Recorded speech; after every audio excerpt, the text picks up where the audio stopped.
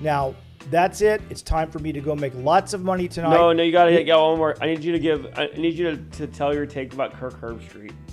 Oh, my God. Yeah. Kirk That Herbstreet, fucking since slimy week piece of shit. one, he holds the ball. Number what one. are you talking about? When the kid goes out there and Tell him. tries to kick for $100,000. Yeah, there you go. McAfee. And McAfee's there, and they tried to intimidate him by saying all this. Now they used to have the field wide. Now they have a bunch of people, so it's like you're looking at this little narrow field. They find a bunch of people. They get him to kick this ball, and the kid will go and say, "Where do you want it?" And Kirk holds it, and the kid will have the ball straight up, and then Kirk, prior to the kid kicking it, every fucking time, the little fucking weasel, he tilts it back and over a little bit. The son of a bitch is cheating the system for these poor, dumb fucking college idiots that go up there. These guys shouldn't even be. They're putting their heart and soul into these kicks. They shouldn't even be granted a college education. Because I would be saying, don't move the ball. And the second I saw him move it, I said, I don't want to tilt it back. I said, put it straight and then have Pat hold it. Because Pat has told him how you can have just a milli left, right, or whatever, and if they get the reverse angle, they always move the camera really quick. The son of a bitch is ripping off poor college kids.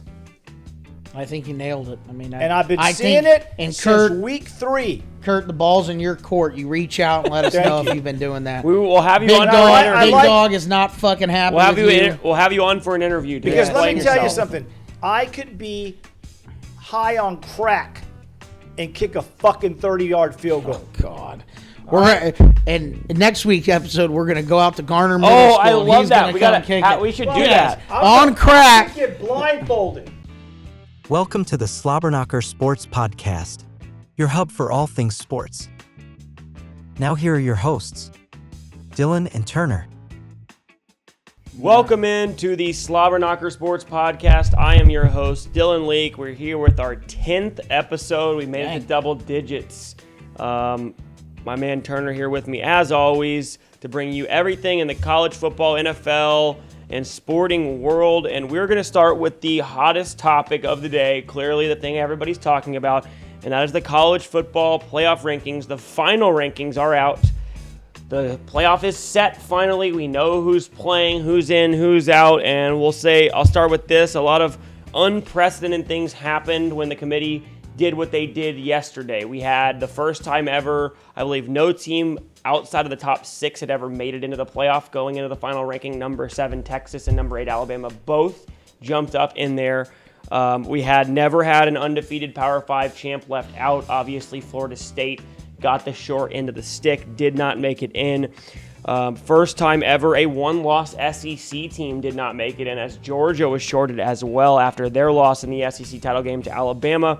But the main question we have to talk about, and I will say, you called this. I'll give you 100% credit. We sat here a couple weeks ago, and I feel like we've been right on a lot of things that we've said the last few weeks. But you called it to a T. You said if Alabama beats Georgia, Florida State is out. And that is exactly what happened. It took some chaos, but did the committee get it right, in your opinion? I think they definitely got it right as far as building the most competitive playoff they could. Did Florida State get screwed? Do you feel bad for all the kids? Absolutely. It's horrible what happened to them. And I really do feel for them. I said, I guess a few weeks back even, I just felt like this was coming because, well, as soon as, the quarterback injury happened, and, it's definitely the first time a Power 5 undefeated champ gets left out of the playoff. But I can't remember, and you can correct me if I'm wrong, but I don't remember there ever being an injury at quarterback happening like we had here where, your team is nowhere near as good. The only example would be Ohio State with Cordell Jones.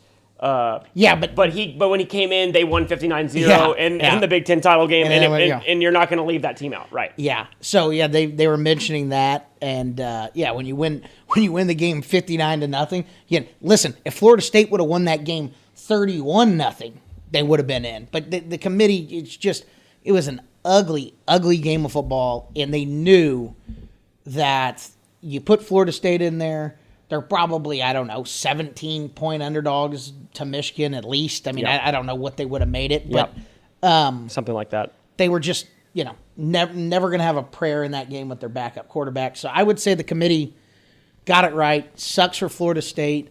I'm really looking forward to the playoff. You could tell. I don't know if you saw in the reveal show of who was going to be there. And when Michigan found out they were playing Alabama, there was like groans around the little conference room they were in because, if they played Florida State, it was going to be a bye, essentially. Right, and so I think when people see that, I think the initial reaction is, wow, they're scared of Alabama. I disagree. I think they just thought, wow, if we get Florida State, we're in the national title game. That's why they were upset. Yeah, no, absolutely. Yeah, right. I mean, and they were hoping they were there because, like I said, I mean, I think you said that,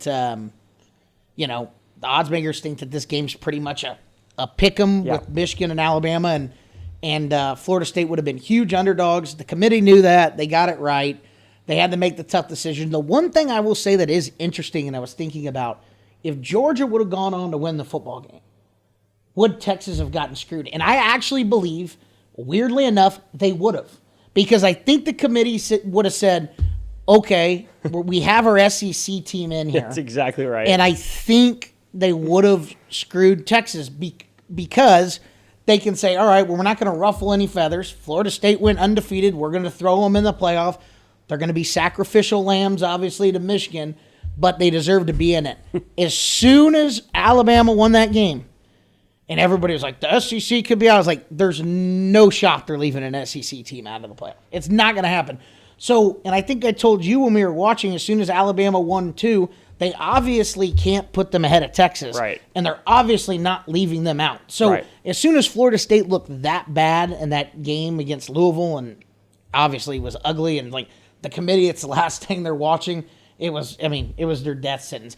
It would have been very, very interesting if Florida State would have gone on. I still do believe that if Florida State goes on to win that game 41, say it's 41-0, whatever, they dominate the game, I think the committee at that point would probably have to be like, okay, well, we have to put them in our hands, or our hands forced. But would they have left Bama out at that point? I think they would have, because they couldn't justify putting Bama in front of Texas. That was the couldn't key. do it.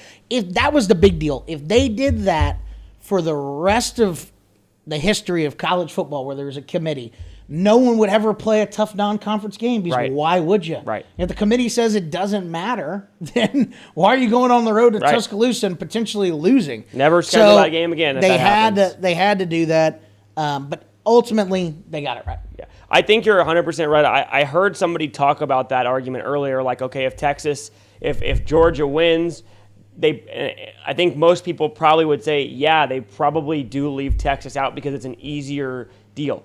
I have a huge issue with that, because not because I don't agree with it. If Georgia won and Texas got left out and it was 4 undefeated teams, I would have said that's fair. What I have an issue with is the fact that they changed the way they would do that because it's the SEC. Yep. And so, I think both things can be true, right? Like, Florida State without Jordan Travis, they're not one of the 4 best teams. I get that. But you can also say that they deserve to be in it. So both things can be true. And that's kind of my issue with this. Like, okay, if we're saying it's the 4, there's no consistency here. So if we're saying it's the 4 best teams, we don't have the 4 best teams in here. Georgia is a 5-point favorite against any team in the playoff right now, and they have 1 loss. That's how the power ratings would shake out. Like, I think obviously they were 4.5 at Bama. They would be 4.5-point favorites against Bama on a neutral field again right now. If they play that game when Georgia's healthy, 80% of the time Georgia wins the game.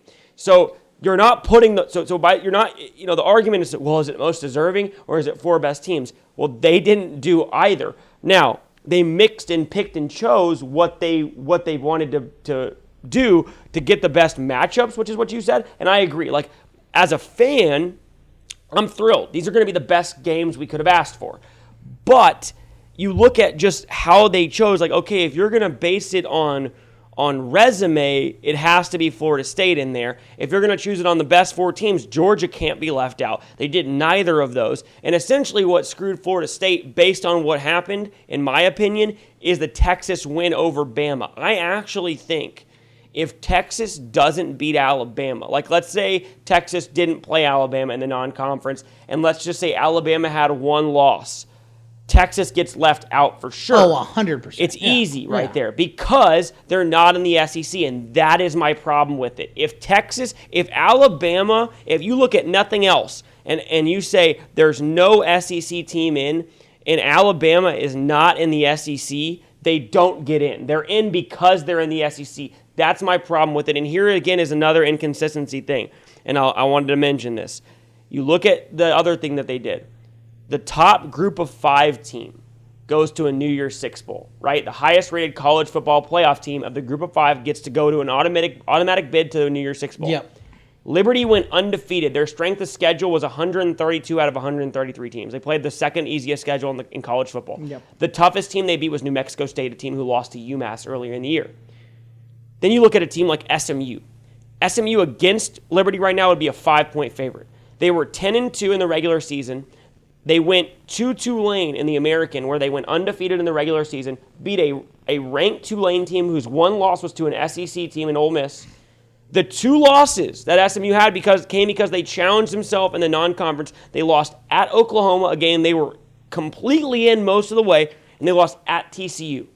So to me, you would think on consistency, right, SMU would be in because they just did this to Florida State, right? Florida State was undefeated. They put Alabama in because they were a better team. Yeah, but they put Liberty above SMU, and Liberty goes to a New Year's Six Bowl, and SMU gets left out. That inconsistency right there makes no sense to me. No, how can you do that? And that makes really good sense, but I think we'll have to look it up. I believe the committee doesn't have a say in the New Year's Six Bowl. It's whoever's ranked in the rankings, in the like BCS computer, the rankings, whoever's the highest non-power 5, is as long as you're ranked, gets in. I thought it was the college football playoff rankings. I could be wrong. No, well, maybe it is, but they're not gonna. But my whole point is, they can't. I think with that, and we'll have to look it up. But you make a really good point if they actually can choose it.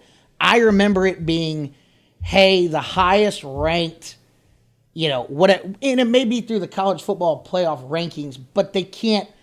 Basically, their hands are tied when it's like an undefeated. I think when it's like an undefeated conference champion that's in the top 25. I guarantee you everybody in that committee thinks SMU's better, but I just don't think they're allowed to do it. I could be wrong. I might be wrong. You might be right, but I did see multiple people talking about that on Twitter, like including people who like one of the podcasts I listen to, who's like a college football podcast. It's a guy who used to be an odds maker, and he was saying, how does that make any sense that they put him above? So I'm pretty sure that is the case, that it's the College Football Playoff Committee making that decision, but I could be wrong. You might be right. Maybe there's an auto thing. If that is the case, that makes absolutely no sense to me. How could you do that? How could you have SMU behind them and yet have because here's the thing. Here's what my Liberty's playing. What game is it that they're playing? They're playing Oregon in the Fiesta Bowl. So they're in the Fiesta Bowl. But here's the thing, dude. My point is they had, regardless of whether they did or not, they had Liberty above. They had them ranked above SMU. Yeah. Well, and listen, I agree that it's stupid, but like in the AP poll, no matter who you play, or in the college football playoff poll, because they can't. I think that they're limited on some of the stuff they do. I agree with what you're saying because sure, they completely screwed Florida State when it comes to selecting for the playoff, but I think the playoff, and like I said, we'll have to look it up. I have no idea. I think it has a different criteria on, whatever, but we'll have to look it up and see. I'm not too sure. But yeah, I agree with you. I think SMU is better than Liberty. I think Troy would be a favorite against both of them on a neutral field. Oh, I don't know. Maybe. No, they would. Troy would. I looked it up. Troy would be a 4-point favorite against SMU. Against SMU? Yep, they would. How? Then how was Liberty that many? Sorry. Tulane was playing at home that game, right? Yeah, they were at home. Okay. Yeah. So, I guess that makes sense. I don't know, though. I don't think. I don't know. Watching I agree with it, but that's what the power rankings say. Troy can run I guess it all depends on your run defense. Troy can run the ball. They got that big receiver we talked about. Their defense is pretty stout. Their two losses were to James Madison and Kansas State. Yeah. That App State versus them game was a 4-point game with Agreed. App State at midfield, 4th and 1. And Agreed. the wheels fell off the wagon after that for App But State. I think we both agree Liberty, good. the point being Liberty is not good, shouldn't be in a New Year's Six Bowl. They played nobody, and they get in with one of the worst schedules in the history of college football, really. Yeah. Which is a it'll be frustrating thing. interesting if it changes. Now we go to 12 teams. Like what the obviously they're going to be able to put it. There'll always be, I think, one. I don't know what the criteria is for when we move to 12-team playoff next year. I think one group of 5 team has to get in. Yeah. It's the highest ranked one. Yeah, I think. I believe it's the same. I think it's the same way they're doing the New Year's Six Bowl. That team would just be in the playoff as a whatever seed. Yeah, that'll be cool. I'm curious to see how they're going to do it because I thought my understanding about the 12-team playoff initially was going to be the 5 power conference champs are in, but there is no Pac-12 anymore. So what's the new auto bid? Is there only 4 auto bids and then one group of 5 and the other 7 are based on ranking in the college football playoff? I don't know. I will say this. The 12-team playoff does fix this to me because the inherent issue with a 4-team playoff is you had 5 Power 5 conferences in 4 spots. Doesn't make a lot of sense. So at least with the 12-team, to me, there's not going to be nearly as much of an argument. It'll be more like the NCAA tournament where it's like, okay, yeah, is the 68th team who got left out, is it bullshit? Yeah. Did they have any chance to win the national title? No. Yeah. So it's the same type of deal that's going to come up. Like, is the 13th team, place team, going to probably have a grief next year? Probably. There'll probably be some debate on, should they have gotten in? It doesn't really matter. Doesn't really matter, No. right. And it'll be really a lot more fun to see, but going to be interesting to see how these games play out. And let's talk real quick about some of these games. And I know we're early previewing. We'll dive into One them. last thing going back to the playoffs. Go back to the playoffs real quick. I heard someone talk about it too, where you said it made no sense with the 5 power, the 5 power 5 conferences, yeah. And in only 4 spots. Someone originally, I forgot who it was talking about it, was like, it should have all along been a 6-team playoff with the top 2 teams getting buys and 1 at-large Right. team. And that solves everything, really. Right. It's like, okay, you're probably going to get your at-large team out of the SEC. Maybe sometimes it's Ohio State, like whatever, but it it fixes that problem. Yeah, exactly. And if we had that, there's really, when we went into the decision yesterday, I think everybody kind of knew probably what was going to happen or had a good idea, but we knew that there were 6 teams that were deserving probably to go, and that would have fixed it, like you said. Like Georgia and FSU get in if we have a 6-team playoff, and it would have been a lot. It would have been Texas versus Georgia, and it would have been Bama versus Florida State, and then we would have had Michigan and Washington with the bye, which is exactly what should have happened. Regardless, let's take a quick look at these games, and we'll preview. I guess let's start with Michigan, Alabama. And Michigan comes in. They opened a two-point favorite. It's down to 1.5 right now. So pretty equal matchup.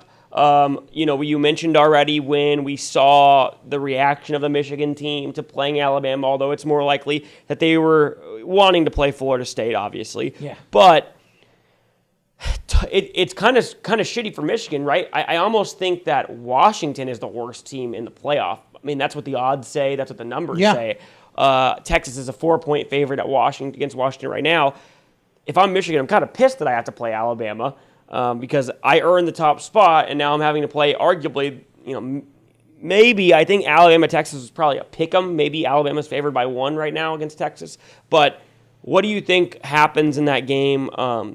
Is Michigan a big enough favorite as 1.5?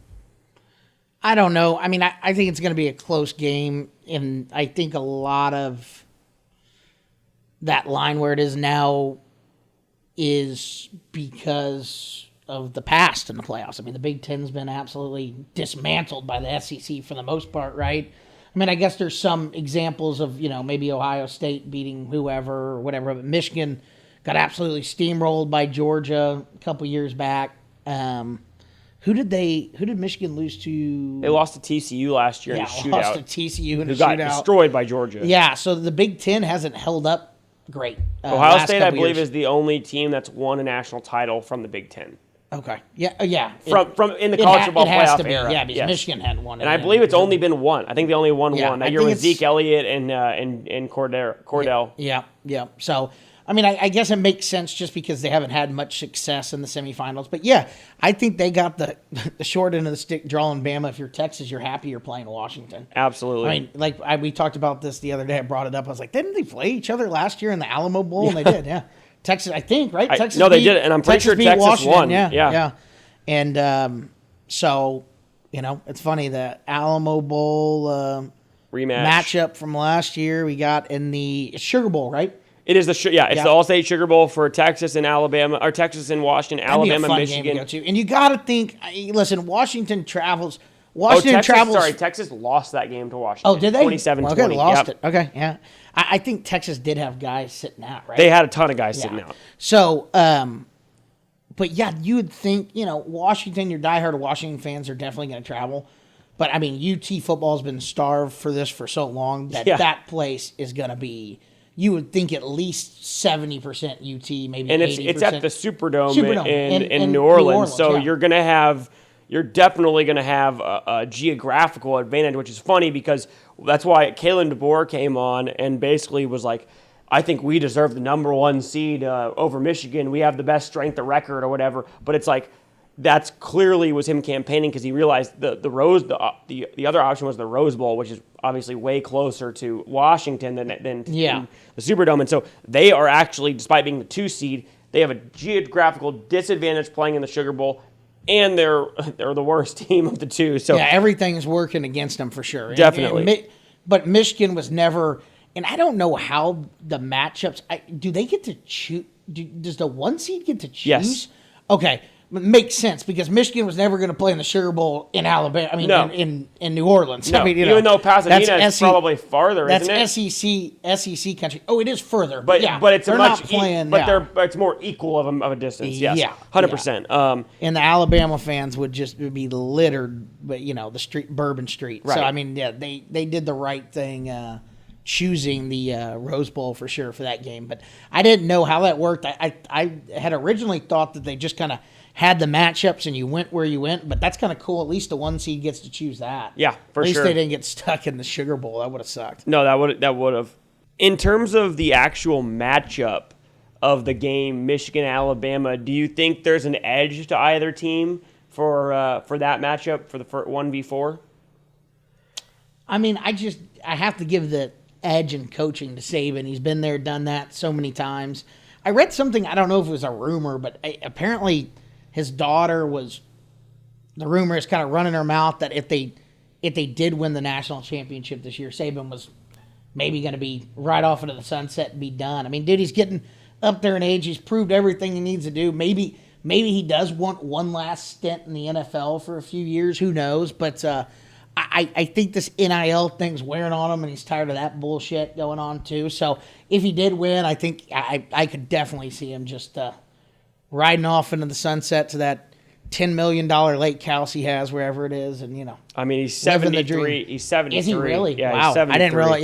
Yeah. So you kind of have to think like it's definitely the end is definitely near anyway. And I didn't realize he's 73. I bet he wants no business with the NFL either. He just wants to retire. He probably just wants to retire. 73. Wow, I did not know that. I'm surprised he's made it this long, but I will say you and my dad were talking about it on Saturday when we were watching the SEC title game. It just looks like he doesn't even really react that much anymore. He definitely gets mad and angry sometimes, but it's not like it used to where he used to have those tirades. It's been around the block, man. You see it, and you it seems like those guys kind of mellow out towards the end because I think eventually you realize, sure, you're going to get upset and have your meltdowns, but eventually you realize, all right, me doing this isn't going to have any good effect, or just being the calming presence over there and trying to, know, get stuff worked out the best you can. But yeah, it'll be interesting to see if they do win, if he steps aside. It's hard. I've said Michigan's the best team all year, this and that, and I believe that. The defense looks really good. It's just, is that secondary going to be able to hold up against the athletes in Burton and Bond? I don't know. Michigan, I do think will be able to run the ball on Bama. I was caught off guard in that Penn State-Michigan game when Penn State was running the ball pretty decent against them. The more and more I think about it, and the line being that, it's Alabama. Weirdly, and I want to stick to my guns and say Michigan's going to get it, but weirdly, if Milroe does not turn over the ball, and that's easy to say, it's like, Mr. Captain Obvious over here, but if he can protect the ball, I definitely think Alabama can win that game. But I can't trust Michigan and the Big Ten. They just get killed in the playoff every single time. I think I said Michigan is the best team all year. I think this Michigan team is different. I think the quarterback for Michigan is better than the quarterback for Alabama. I do agree with you on the fact that this is the game that you have more time to prep for. I would give Saban the edge because Jim Harbaugh has been in this game twice, and we got smacked once. And even though he didn't get smacked the second time, his defense got lit up by TCU that game. I think they gave up like 47 points to TCU last year. But my problem with Alabama is this. With the exception of the Georgia game, every time they stepped up in class, they looked unimpressive to me. They played Texas early in the year. I understand they didn't have it totally figured out very early. Milroe wasn't playing well. Texas beats them by 10 in Tuscaloosa. They played Ole Miss. That was the one game that they kind of controlled throughout. They won it 24-10 at home. Wasn't all that impressive. They traveled to A&M, won that game by 6. Didn't look great doing it. They were playing LSU. LSU, I understand, is a great offense, but they were moving the ball up and down the field in Alabama's defense. And if it weren't for Jaden Daniels getting injured in the third quarter, that is a game that goes down to the absolute wire. And then I just cannot get the Auburn game out of my head, dude. Like, that is just, they should have lost. Like, they were 99.9% to lose the game on 4th and 30. From the 31, or 4th and goal from the 31-yard line, and it's just a miracle Hail Mary, or they're not even in this game. And I just don't know how that team beats a Michigan team. It's very possible. I get it. Like, you can't just look at results and say, well, this team is better. But the reality is Michigan's been consistent all year. When Michigan stepped up in class, they handled their business. Ohio State is just as talented as Alabama, and they handled their business in that game and controlled the game throughout. I think it's a tight game. I think it's a physical game. Michigan has the edge defensively. Michigan has the edge in the run game. The only place I think Alabama has the edge is, yes, they have probably better athletes at wide receiver, and they probably have the better coach. That's the only thing. But I still think Jim Harbaugh is a good coach. Oh, no. He is for sure. And I just think, yes, I agree that, but maybe the third time's a charm. Like, maybe you're going to learn each time. Like, they got smacked the first time. The second time, they didn't play great, but they played better. Their offense played good. I mean, they were competitive, and it looked like they might win the game for a little bit of that. But I like Michigan in that game. I just think that the public is going to be all over Alabama because. Do you? I think so. I think at that number, people are going to be on Michigan. Maybe the number of the seed will get people on Michigan. Maybe I'm wrong. I just have a feeling that everybody thinks it's like the Belichick Tom Brady effect. Like, everybody used to just bet on them because they have them, or the Mahomes effect. Like, everybody just bets on the Chiefs because they have Mahomes. They don't really look at the results. Everybody thinks it's Saban in the playoffs. Going to bet on Saban. I could be wrong. That's my feeling. I think that they, for sure, on paper, have the better team. I just don't know. Like you said, I think it's going to be a really physical game, and I just don't. I think when it comes to, big play ability, you're going to get that with Burton. You're going to get that with Bond. I get that Milroe's not great. He throws a lot of terrible balls. He might throw 2 picks. Yeah. But if Burton goes up and makes a play or two, I don't know. It's hard not to pick Michigan here because I really do think that they're probably the better team, but why all of a sudden do we think, and I agree with you, I think they look better this year than they have in the past, but I really just can't get over the fact that, sure, get your ass kicked by Georgia, whatever, right? You lose a game to Georgia, and but losing to TCU last year and having 2 losses in a row in the playoffs like that, it just seems like they're not, I don't know if they're not ready to play or what it is. And now the Alabama-Auburn game, completely agree. I think, although it's a rivalry game, I do think that Alabama obviously came out sleepwalking in the game. Should have lost, 100% should have lost. And, that was Auburn's Super Bowl. They couldn't do anything. I agree. All we're trying to do is ruin your season. And Alabama already was in the SEC championship game, thought that they were going to go in there and win by 30, and absolutely should have lost the game. Yeah. But, I'm just excited to see the game. I think it's going to be a really good game. I really, don't bet anymore. If I did, I probably wouldn't bet on that game anyway, just because I have no idea what's going to happen. Yeah, but I'm really looking forward to seeing it. Be great because the semifinal games last year were awesome. They were the best semifinals we've had ever, and hopefully this year. Now I will say this: somebody said this on ESPN radio earlier. I think it was Joe Fortenbaugh. He was like, "Look, if you're going to make this these teams, this is how you're going to pick the playoff."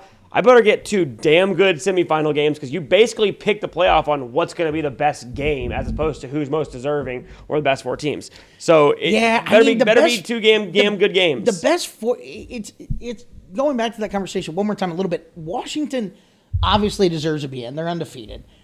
Michigan is one of the best 4 teams, regardless. Yeah. Washington, you're right. Like Georgia, but I do think the committee has a responsibility is not just putting the best 4 team.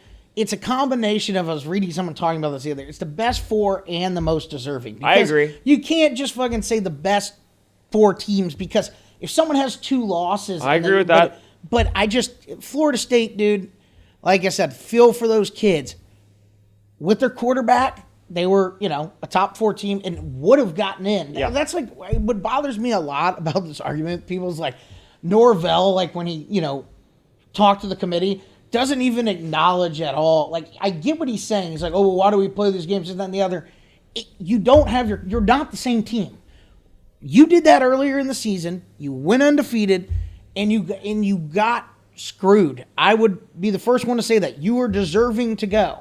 But he knows in his heart they would have gotten curb stomped by Michigan. They would have gotten smoked. Yeah, but I don't have any issue with him saying that because if I'm the coach, he has to. If I'm the coach, I think I say the exact same thing. Yeah. Like, and I agree. Look, here's what I'll say. I made a video the night before the committee made their decision, and I said, here's what they're gonna do. They're gonna put the same thing they did. Michigan 1, Washington 2, Texas 3, Alabama 4. If I was in that room, I would vote for Florida State to be 3 and Texas to be 4. That may not be the best game, but I agree. I actually agree with what he's saying. As a fan, I don't want to see Florida State in. And again, both things can be true. And I agree. It's a hard argument because I can't disagree with someone saying that it doesn't make any sense to put a team in that has no chance to win the championship, which is what you'd be doing if you put them in the championship. So I can't disagree with that, and I can't be like, fuck the committee because they did this. I'm not saying that. I'm just saying if I was in that room as someone who's a coach or used to be a coach, and my team did everything I was supposed to do and didn't lose a fucking game and I got left out, I would feel like I got fucked. And that's because I would be getting fucked. And that's my problem with it. So if I'm in the room as a member, even if I'm in the minority and I know what's going to happen, I'm voting Florida State 3 and I'm voting Texas 4 because Florida State's undefeated and they're a Power 5 champ and they challenge themselves in the non-conference playing LSU, even with their quarterback out. And I'm putting Texas 4 because they beat Alabama and Alabama beat Georgia and you can't reconcile putting the other 2 in. I would agree with everything you said. If I was in the committee, like if I was actually on the committee, I'd probably do the same thing just because that's what we've done for all the years. Right. But I would probably switch. I get why you're saying Florida State 3, but I would probably put. I guess you couldn't do that. I guess you would just have to put them at 3. That's what I'm saying. But I mean, I wouldn't screw. I mean, then you're just screwing Michigan even more by saying. I guess you could say we're that. going to have Washington play. Yeah. I mean, I just think I guess you could put them in. You could say that. You could say you okay, can't do that to the number 1 overall seed. We're going to put like, Texas 3 and Florida State 4. I'm fine with that. But I will say I thought that I didn't think they had any other option. I thought there were 2 options. Like, I knew the outcome when Texas was 3. If I saw Florida State at 3, Texas was going to be 4. If I saw Texas at 3, Bama was going to be 4. It was over. Yeah. I don't think they could have put Florida State at 4 and put Texas at 3. Yeah. But I agree with you 100%. Like, I would have done the same thing now that I hear myself say that. And also, I wonder how much because, everybody was, there's people griping about it, people understanding, this is, going to be the best games, this and that and the other. But the one thing I'll say, too, is I wonder because you can look at the guidelines that the committee goes by, and one of the things they do have Injuries. is availability and injuries. Yeah, I agree. I mean, so if that is on there, if that wasn't on the list, right, and they couldn't do that, then I would say, okay, well, then you have to put Florida State in because it's nothing you can judge. But if that's actually in their list of things, without him, they're maybe a top 20 team. Yeah. Maybe. Yep. But anyway, they got screwed. I feel for them, but yeah, I mean. By the way, real quick, I'm going to put this on the screen. Have you ever seen this? This is Mike Norvell as a player. That's funny. Oh, should I click on? Did you see saw it? it, yeah. With the braids. That's crazy. I can't believe you. I could see. I could see that, Dude, that's hilarious. I never thought he was a very buttoned up guy. Yeah. That's hilarious. Okay, real quick, Texas-Washington matchup. My horns got in. I'm obviously thrilled. That was the most elated I've been. I was so nervous watching that playoff reveal. I was standing there watching the TV, and I knew Michigan was going to be one. My dad was in the other room, and he came in, and they go, "Who's number 3?" And my heart was beating out of my chest as I watched it. And they popped up on the screen. I started running around the room screaming like you know I do. And so elated that they got in. I think they got a great matchup. I think they got the best. If you would ask me, of those 3 teams that got in besides Texas who I'd want to play, I would have picked Washington. Yeah. Like we said already, geographically it's an advantage for the Longhorns. Like there's no excuse here, right? Like you have every opportunity to win this game and play for a national title. If you told me when we lost to Oklahoma, if we'd be in this spot, I'd be thrilled. Oh, yeah. Obviously, Texas lost Jonathan Brooks early in the year.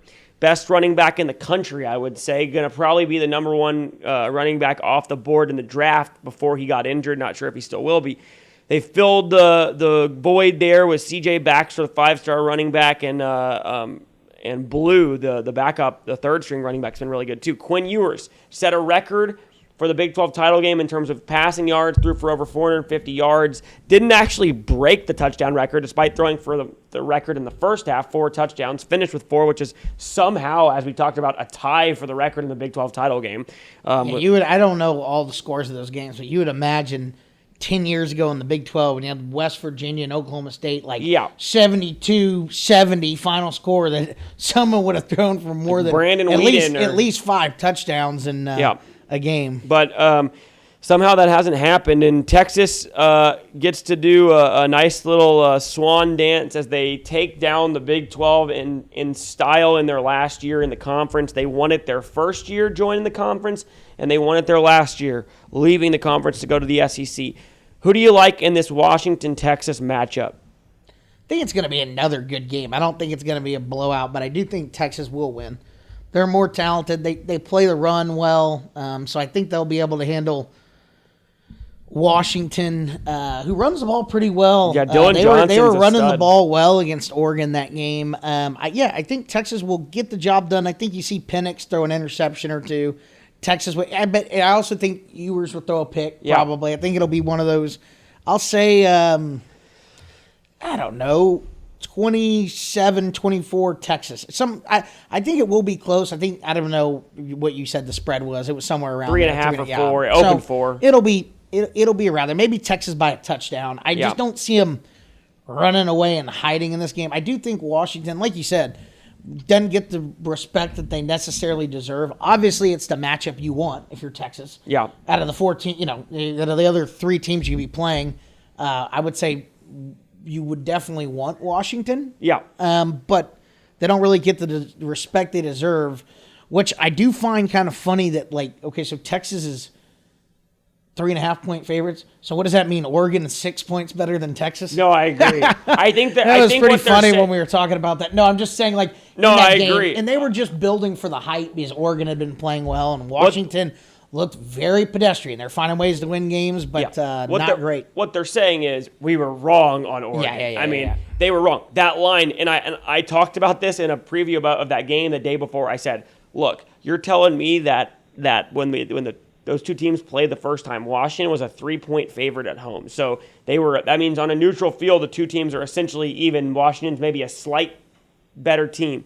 You're telling me in 6 weeks, even though Washington has had no significant injuries and has won every single game they've played, that they're now 10 points worse than Oregon? It didn't make sense mathematically. No team gets 10 points worse like that. Just the overreaction. Overreaction, and we've had that. That's what happens in college football. But I agree. I lean to my Longhorns. I'll say this. I think it comes down to as much as I think Sark is a terrible game manager, and as much as I think in this game he will make some mistakes that will make this game close, the question is, will Texas's defense be able to come up with multiple stops in a row early in the game? Because I guarantee you this, Washington's defense is not very good. They're the worst defense in the playoff of the 4 teams.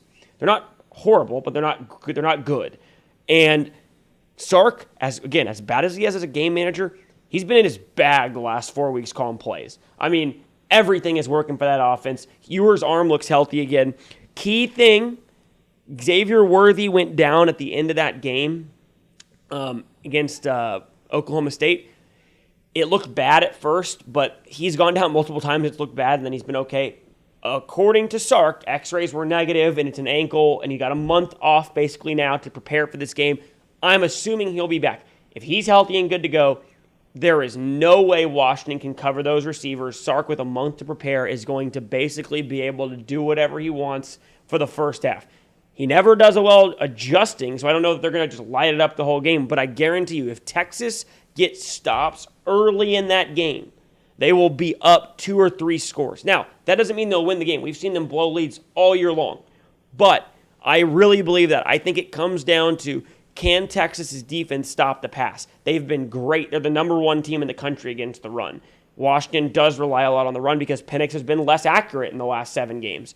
So can you stop that receiving core of Washington, of Odunze and McMillan and Polk, the 3 really NFL receivers? They probably have the best receiving core in the college football playoff as a whole. So very interesting to see. I agree. I lean Texas. I think Texas wins by 7. I think it's going to be a good game. I think Texas gets a big lead early. Washington will make a push late, and Texas will hold on somehow Question late. for you, since you're a Texas fan, would you rather play, and I was just thinking about this in my head, I'm interested to see what you think. Would you rather play Michigan or Alabama? Yeah, I'd rather play... Oh, if we hadn't played Alabama already, I would rather play Alabama because I think that Texas can expose Alabama's defense a lot better.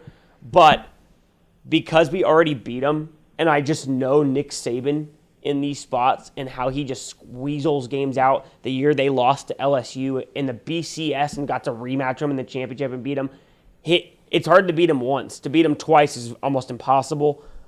I probably would rather play Michigan.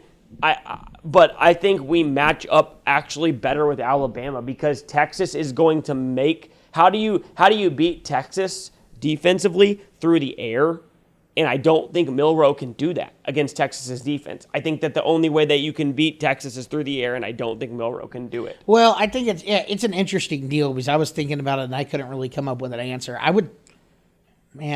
Like you said, if I'm Texas, I'd probably rather just see Michigan. I wouldn't want to see Saban twice, and Michigan, man, is so reliant on the run, and Texas is so good against the run. That's a great point. I would probably just rather play Michigan because Michigan, dude, sure, they hit passes down the field every once in a while, but it's got to be damn well near 70% run when they're really in a tight game. It's probably like 65% run, and Texas is so good against the run. And Alabama Milroe's still not great. But they've gotten a lot better than that first week or the second week matchup or whatever it is. I still think Texas could beat either team. Weirdly enough, and you know I'm not a Texas homer, I actually think that they're going to win the national championship. Texas? I think they are too. And I hate to say that because I'm, put the kiss of death on them. But, I actually think they're going to. They're just probably, for me at this point, as long as the offense keeps playing the way they are, the most complete team. The defense is really good against the run. And typically, you have good athletes on the Texas defense, but they're not a good defense. As a whole, I'm saying typically. This defense is great. Right. This defense is great. You're I'm just saying normally Texas doesn't have a good defense. You have your 5-star guys out there, but they don't really. This is by far the best defense they've ever had. They don't play well. Since 2005. Yeah, they don't play well as a unit. And this team is great. They're great against the run, okay against the pass, but to me, I think I'd rather. Like you said, beating Saban twice is tough. I think I'd rather just play Michigan, who you pretty much know what you're going to get, and you only have a week to prepare for Texas. You don't have the full month. I agree with that. And they already pretty much, Alabama already has a game plan on Texas. Obviously, they have film on them from playing earlier this year. Everybody has film, but I'm just saying they have film from what you do. Yes, they know what to expect, kind of exactly going into it. And I think Michigan. I'd rather play Michigan. You make a good point. It's funny because actually when you say that, you've convinced me. I think I would. I did say I'd rather play Michigan just because we played Alabama already. But I agree now that I think about how run heavy they are and run reliant they are. But the only thing I would say is I think Texas would have a much easier – Texas relies heavily on the pass. Texas would have a much easier time moving the ball through the air on Alabama than they would Michigan's. Michigan's pass defense is fucking elite. But yeah, but I Ohio think State that did also throw the ball against them I all. also think that Michigan. I think a little bit of that has to do with how one-dimensional the Big Ten is. I agree with you. Yeah, There's not a lot of good these offenses. dynamic Yep. offenses in Yep. the Big Ten. They're, Very true. They're Very true. The Slobberknocker Sports Podcast is brought to you by The Beard Pen. Feel great, look better. Miller Lite. Great taste, less filling. Miller Lite is absolutely not an official sponsor of this podcast. Yet. It's time for Big Brain Shit with Big Dog. All right. Unfortunately, we have to welcome in Big Dog. Big Dog's still making deals over here, bro. Show some respect. Making money. Making money. Sending about a paragraph-long text it over never there to stops. somebody. I don't know who he's texting. It's about. Never It's literally stops. that's like one of the longest texts I've ever seen. But we'll move on to some That's NFL. money right there, that text. NFL Hurry up, money. let's go. NFL Sunday standouts, All right. and we'll start with the Eagles and the 49ers. This was supposed to be a battle of the league's best two teams. And the Eagles came in with just one loss all week, really all year. Since the loss last year, the 49ers had consistently been smack-talking the Eagles. They said that Jalen Hurts could not throw the ball. All you had to do was make him a passer. throws the They ball maintained that if Brock Purdy didn't go down last year with an elbow injury, that they would have won the NFC title and the Super Bowl. It's hard to argue with what they said after yesterday's performance. They made Jalen Hurts look very, very below average as a quarterback. The Niners looked like the best team in football, and it started off slow. They were down 6-0. The defense kept them in it, getting some stops in the red zone while the offense got going. But when they did, they torched the Eagles' defense. 6 possessions in a row. They scored a touchdown. First time that's happened in the NFL in a decade.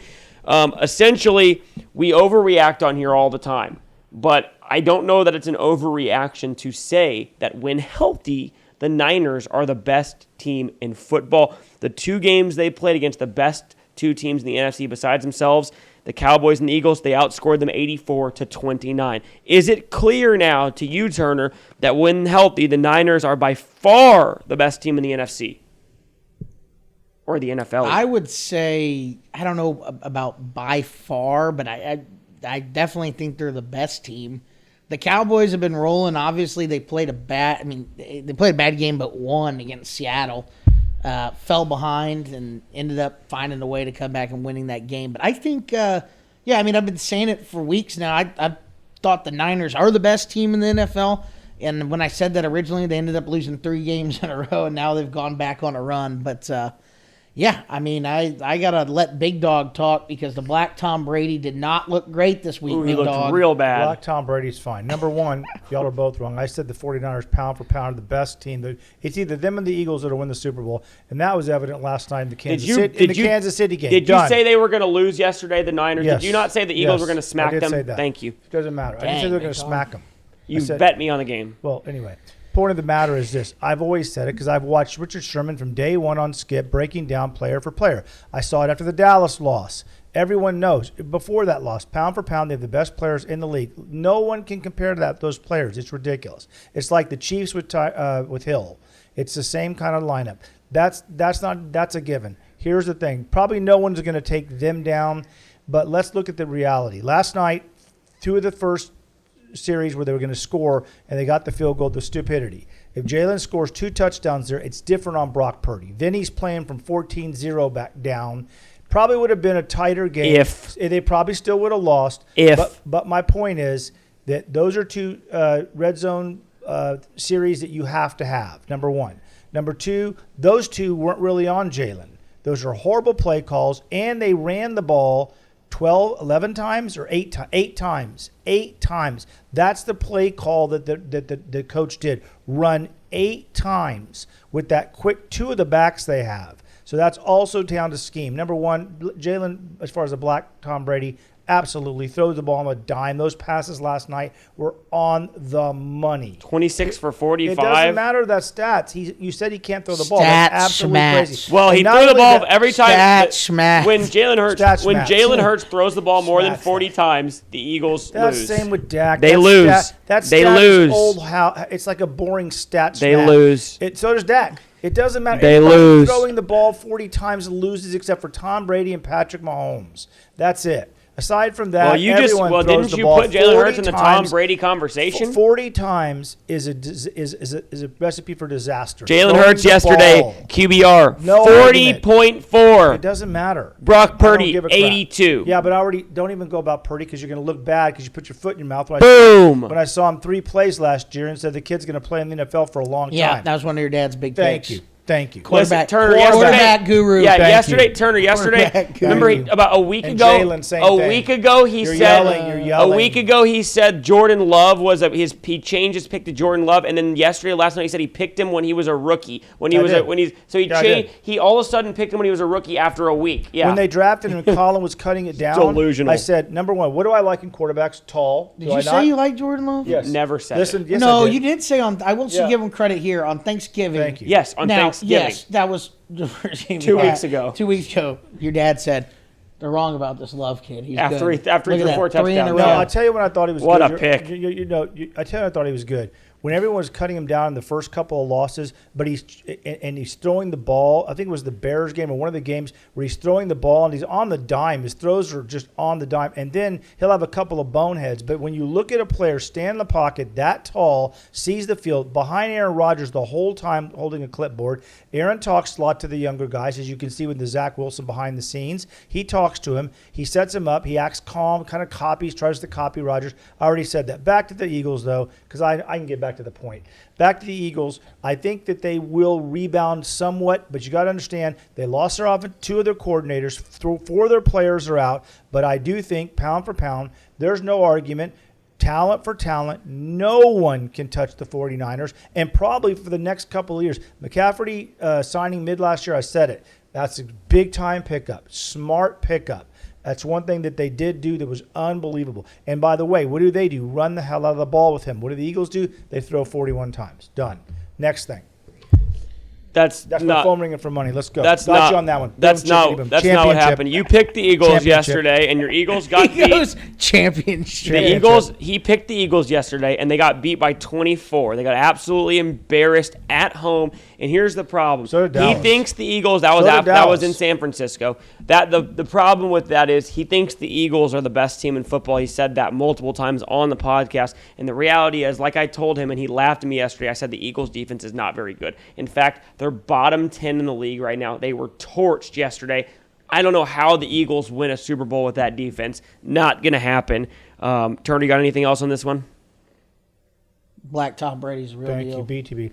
BTB. That's it. That's right. Next one. It's unfortunate that he doesn't TBTB. realize that we're clowning him. He doesn't get it. No, Okay, you're moving not on. clowning me. They got Moving me. on. Next Moving on one. from Next, the clown. please. Moving Got you on on. the all Dallas points. Cowboys win in comeback fashion on Thursday night. Yeah. They escape with a victory.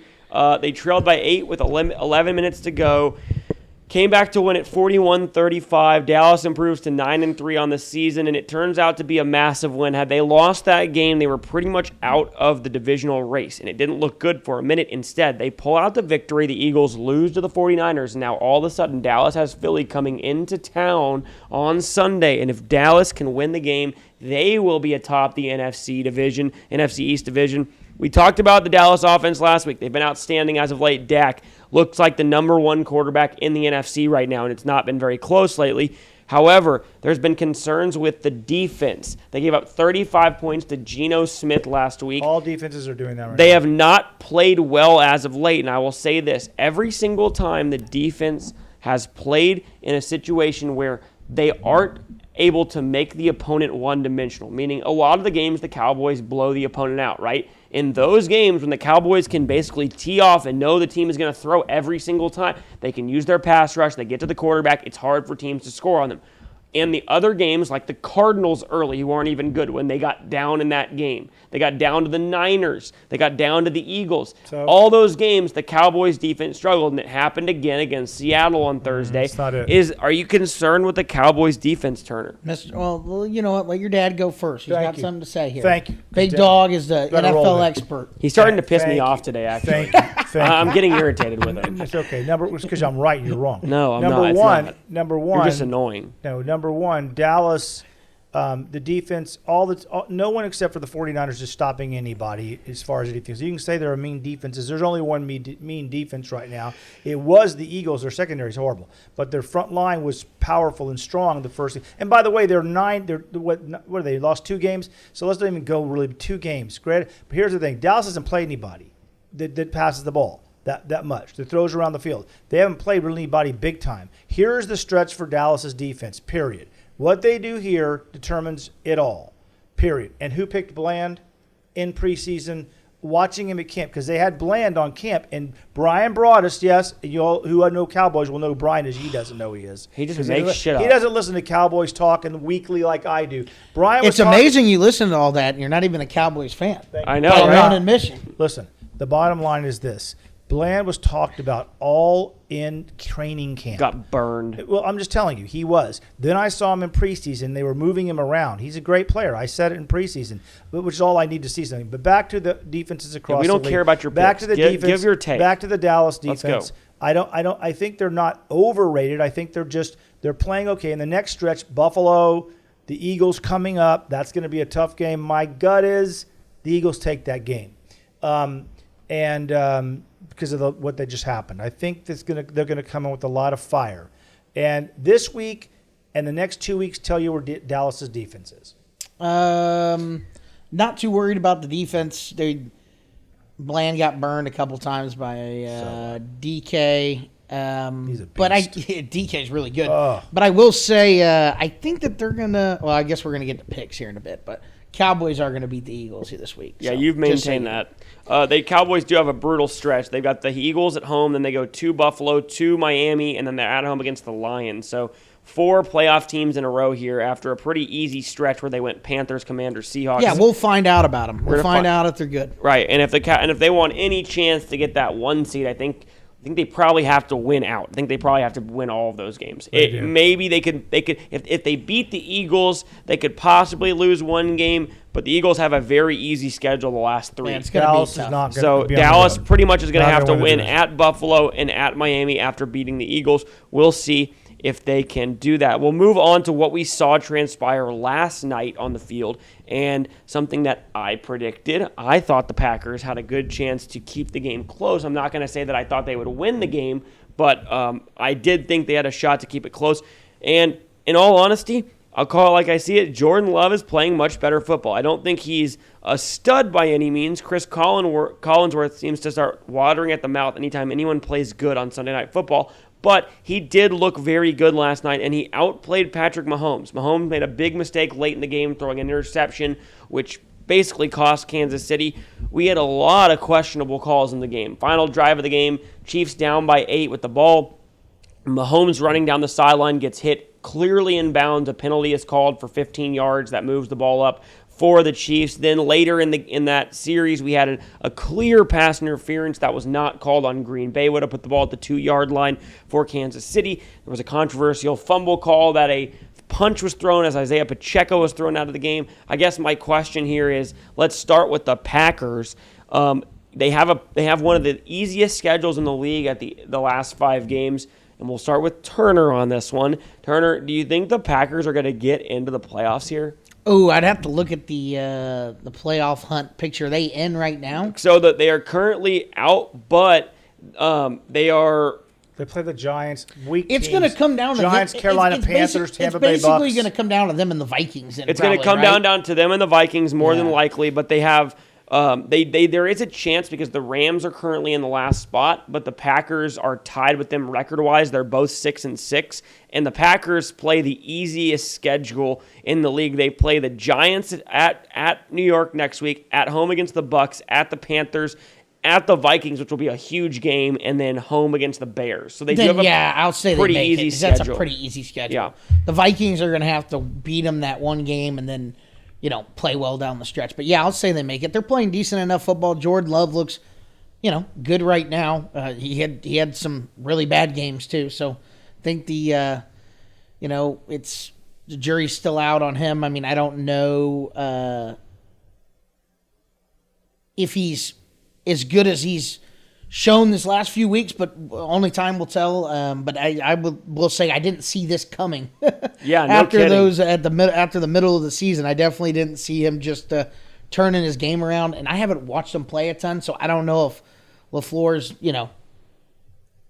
making changes to the play calling or what's going on. But they're moving the ball great, and they were not moving the ball at all for like 5 games. No, they weren't. And I will give them credit because, before last night, you could say, okay, the last 2 games, Love played good. They played the Chargers and the Lions, 2 of the worst secondaries in football. Mm-hmm. But last night, the Chiefs' defense, albeit they were beat up, there were some key injuries to Kansas City that going into the night, and then they lost their backup middle linebacker calling the signals went out last night too. But you look at it, the first 2 games, the Packers started 2-5. In those 7 games, Jordan Love threw an average of 213 yards a game, 11 touchdowns, 8 picks, 55% completion. The last 5 games, they're 4-1. He's throwing for 65 more yards per game, 11 touchdowns, which is the same in that 5 games, but only 2 picks, 66% completion percentage, and his increase in play is correlating to wins. But this is the thing. Jordan Love threw 11 touchdowns before. I saw it the first half of the season. No, he didn't. He threw 11 in 7 games versus 11 in 5. 11 to 8 versus 11 to 2 is a big difference. He threw the ball well. No, he threw a didn't. couple He of was picks. horrible at the No, beginning he of the was year. not. I watched him Awful. the first 3 or 4 games. He was fine. He was terrible. I look at just his form down the field. He was throwing the ball down the field. He Matt wasn't. LaFleur already came out. Matt LaFleur's done a better job. He opened up the offense. He already talked about that today on Colin. Well, he didn't talk about it, but Colin brought it up. But anyway, the point of the matter is that he was talking about opening up the offense. He was a little afraid because of the picks not to let him do stuff. I think that's more of LaFleur as far as the scheme's going. But anyway, they're going to make the playoffs, number 1. They will make the playoffs. Number 2, young core, youngest team in the league. That's good for them. Number 3, I will give LaFleur some credit for this. I think working with Aaron Rodgers is a pain in the ass. He's ruined New York Jets. The whole organization is ruined. Just taking a sinking ship, going down because of Rodgers. And he's not going to even play well next year. He'll suck. And so anyway, Oh, no, he's playing this year. Oh, yeah, he's stuck. You cheer your kids. But anyway, short of it is, Love is good. He's tall. He can see the field. You need to have him with like an Andy Reid or somebody like that to do any good. Good quarterback. They will make the playoffs. If they play in Lambeau, I don't know if they will. They'll win a game there. So that's what I would say about that. On the other side, they're not going to play in Lambeau. Well, they're going to be a wild card if they even get in. Well, they'll get in. Number 2, Patrick Mahomes is simple. On the ref stuff, the last call is the egregious one. He gets those all the time. Who cares? It doesn't matter. He gets calls against Chiefs. Get all the calls for pass interference. So that's it. Too bad. Well, they didn't get the call last night. No, I know. I'm saying they get all the calls, but they didn't. So last night they didn't. But all through the last 2 years, everyone on talk shows talks about how many calls they get. It's amazing what happened to the Eagles when they didn't get a lot of calls. I love it. That's exactly They're the. fine. Thank you, Turner. Thank They're you. coming to Dallas and do some When you more don't tests. get calls and you don't get the luck factor, you lose. The Chiefs, though, Turner, are 2-3 their last 5 games. They're not playing very good football. I mean, I would normally say it's been on the offense, but last night it was actually on the defense. The Packers scored on almost every drive that they had the ball. I think they punted 1 time. Jordan Love threw 3 touchdowns, and every single big play. The Packers, every single key moment, the Packers came up with a big play offensively. Is there worry in Kansas City? They're 8-4 now after starting 6-1. Mahomes threw a key pick last night. Kelsey is he looks okay, but they still don't have a receiver. I mean, I'm a little worried. They're the 4 seed right now as it sits in the AFC. Travis Kelce is more concerned with Taylor Swift than winning the Super Bowl this year. Who are you concerned with her? Well, he's dating her.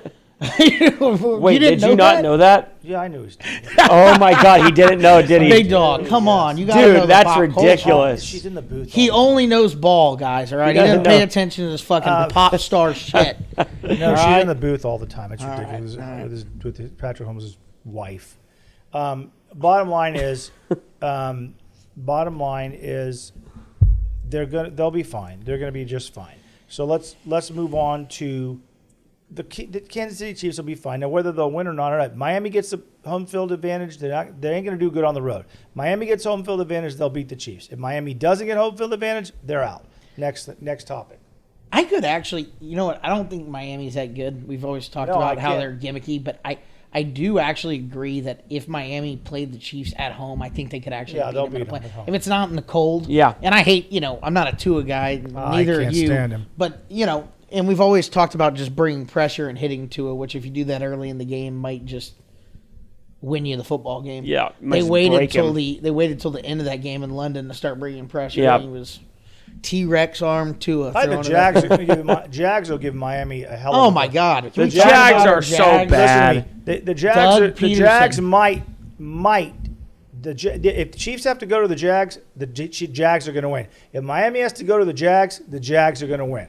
Did you see what happened when the Jags stepped up in class 2 weeks ago and they lost by 30? 8 games in a row. They lost by 30. Doug Peterson, author. Trevor Lawrence and the boys. Super Bowl author. Super Bowl All right, now winning coach and author. Next one. All right, we'll move on to some NFL picks. We obviously have a game tonight, but we're gonna skip that because we picked that last week. So let's go to Thursday night. NFL, we've got the Steelers traveling. The Patriots traveling to the Steelers. Kenny Pickett got injured in their previous game. They got upset at home by the Cardinals. Did the Steelers drop a second in a row at home? No. The question is, will the Patriots score a touchdown? That's the 50-50 part of this game. The Steelers are going to beat them with the backup quarterback by 10. It'll be an ugly, ugly game, but Steelers will win by 10. Steelers by 7. Go ahead. Steelers by a touchdown. Yeah, the Patriots have 1 touchdown in their last 3 games. Yeah. Let's go. Moving on, we've got the Buccaneers and the Falcons. Falcons a 2.5-point favorite. Currently leading the division, but only by 1 game. And if the Bucs win this game, they will be tied. Mr. Lee, give it to us. Who is it? Where are they playing? In Atlanta. Over. Baker's done. The Falcons are going to win that game. God, Desmond Ritter's so bad. I'll take the Falcons by a field goal. Man, you're both on the Falcons. Give me the Bucs. Bucs by a field goal, even though I think Baker's horrible. Lions really struggling as of late. Blew a 21-point lead at the Saints the other day. This is a trap line if I've ever seen it. They're traveling to Chicago for a divisional game, and the Lions are only a 3-point favorite. Lions win easy. Give me the Bears by a field goal. Yeah, I'm taking the Bears by a field goal as well. The Bears want the number 1 pick. Go. No, they should have. Why'd they win last week then? That GM. That kid should have shanked it. No, the GM's gonna have a talk with the coach. Let's go. The GM wanted to win. You could see it. Yeah, well, Colts at the Bengals. Bengals playing tonight. And their GM's a young punk. At the Jaguars, and I have a lot riding on the Jaguars in my Survivor League tonight. I hope they can pull it out for me. But the Bengals at home against the Colts. Colts 7-5, sitting in the playoffs right now. Who you got, Mr. Lee? The Colts. And by how many? Drunken Jim and his organization. 10. I'm going to make this pick quick, but I will say Jim Irsay is just a dying breed. We need more white billionaires that the police profile and take out their name. He's right. They profile guys like us. Yeah, that's fucking bullshit. They profile guys like y'all. I love it. Colts by a touchdown. The NFL makes no sense. The Colts are 5-1 on the road. They're due to lose one. Give me the Bengals by a field goal. Gardner Minshew and the boys. Give me the Bengals by a field goal. Jaguars at the Browns. It's a massive game for the Browns, who are barely hanging on to a playoff spot right now. I'll go first. Doug Peterson, Super Bowl winning coach, author. Jags by a touchdown. A tight game. Oh, here we go. Jags. I'm just going to keep going against y'all and take the upsets. Give me the Browns by a touchdown. Joe Flacco. Huh? Joe Flacco. Good luck with that. Taking down Doug Peterson. Jags will pick him off twice. Go ahead. Panthers at the Saints. Saints a 5.5-point favorite. Saints by 10. Packers by Panthers. Oh, Panthers. Saints by 7. Saints by the Panthers are so bad. Saints by 6. Panthers owners, he's done. He's cursed. If I'm Roger Goodell, I'd get him out of the league. Go ahead. Texans at the Jets. Could be a little trap game for the Jets. I mean, for the Texans here off a big win against Is the Broncos. Zach Wilson back? They don't know. They have starter? not confirmed. They don't know who Who the start. won? Robert Saleh. Jets didn't win. The Texans won. Oh, go. The Jets have not said who they're starting this week. All right. Well, if I don't know that, if it's Zach Wilson, I'll take the Jets. If it's anybody else, I'll take the Texans. There you go. Texans. How much by Texans? Texans by how much? By 3. Texans by how much? 7. I'll say the Texans by 3. Texans by 4. Rams, but I agree with you. If Zach Wilson plays, that's a Jets pick. Rams at the Ravens. Ravens by 7. Rams have won 3 in a row. Ravens off a bye. I think the win streak stops here. I'll take the Ravens in a close game. Justin Tucker last second field goal by a field goal. Who's it playing again? Rams at the Ravens. So I know it's hard to pay attention and listen. Ravens are going to take that. Dylan, when you cruise at 70,000 feet, yeah, I'm thinking about that. and you're thinking about money, it's hard to think about NFL. There's not a lot going up there. On I've got 1,000 thoughts right now. The air is thin up there. No, it's lonely up there at 50,000 feet, where I think. The Vikings. Wait, who did Ravens, you pick? Ravens. By how many? My new team. Ravens. Oh yeah. You got to wear your by jersey. 7, go. You got to wear your jersey I'll wear next my jersey. week. Let's go. He has 2 gonna wear jerseys because he's an idiot. Let's go. Vikings at the Raiders in the afternoon. Vikings by 3. I'm gonna take the Raiders by 3. I like that. Oh, did I pick the other game? I picked the Ravens by 7. All right, so next game Raiders. Viking. No, I mean Raiders. My bad. If I you're picked both, that young kid. He's not that great right now, but he should show up later. you're both on the Raiders. I'll take the Vikings. One of us is gonna have a bad record Vikings this going to week. lose that game. I'll give the Vikings by a field goal. Seahawks at the 49ers. Seahawks season on the line there. Niners by 17. Ooh. Yeah, it's going to be a blowout. Seahawks. Absolute blowout. Man, that's a letdown spot. Last time they beat the Cowboys, they lost the following week. The Niners will win, but it's not going to be by that many. I'll say by 7. Bills at the Chiefs. Good game. Give me the Buffalo Bills by a touchdown. Chiefs. Man, that line tells me the Bills are the side. This is the Bills' season, but the Chiefs off of a loss are I think they haven't lost back-to-back games since 2001. Give me the Chiefs by. It'll be real tight. It's in Arrowhead, so give me the Chiefs by a field goal. Broncos at the Chargers. Oh man, you know what? The Broncos are losing 2 in a row, baby. Give me the Chargers. Ooh, Broncos. They'll win. by how many? 3. I'll take the Chargers by 4. I'll take the Broncos by 1. Broncos by 1. Broncos have to win to stay alive. Loser of that game is probably eliminated. Sunday night game, Philadelphia Eagles at the Dallas Cowboys. Dallas is going to actually lose that game. Oh, no way. You're picking against them? Really? By 3. Wow. Cowboys by 10. Wow. Cowboys by. I picked the Cowboys to win by 14 last time in Philly. That didn't go so well. give me the Cowboys by 4. They cover this. They're 3.5-point favorites. I figured they would be. I figured they'd be 3. Yeah. At least. We got 2 Monday night games next week. Oh, what a treat. Yep, and they're both at the same time, which is real So brilliant. fucking stupid. Yeah, real brilliant So here. stupid. And they're both. Roger Goodell. I And swear. we got 2 great games: Titans at the Dolphins and Packers at the Giants. We'll start with the Titans at the Dolphins. Dolphins are nearly a 2-touchdown favorite. Dolphins done. Dolphins by 10. Yeah, but you didn't pick the game. Yeah, by 10. Dolphins by 14. Packers at the Giants. It's gonna be a tighter game than people think. Oh, it will Give be me actually- Tommy DeVito by a field love it. goal.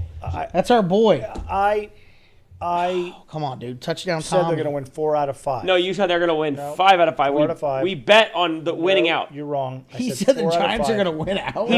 He bet me the Packers were going to win out. He bet me $50. I wrote it down. I have it It's 'cause recorded he tricked me yesterday. With the game Yeah, last but night Tommy counted. DeVito, I mean, listen. He knows Packers that's are your gonna boy. win. No, Packers You are bet. gonna My dad bet me last night, so Packers we will have it win. on record. Packers win. He bet me that the Packers would win and have 11 games. Packers win. Is that it? Have 11 wins. I will take the Packers winning by a field goal. Okay, that's it? That's it. That's all the games? Yep.